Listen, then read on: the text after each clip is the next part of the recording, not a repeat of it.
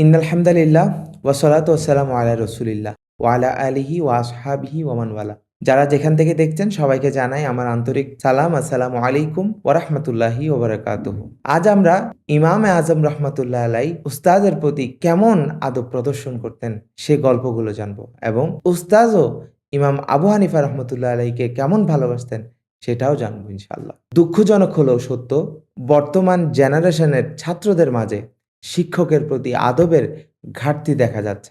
এ খারাপ কালচার থেকে আমাদের সন্তান, আমাদের ভাই-বোনদের ফিরিয়ে আনার জন্য তাদের সম্মুখে আমরা ইমাম আবু হানিফা রহিমাহুল্লাহকে মডেল হিসেবে উপস্থাপন করতে পারি।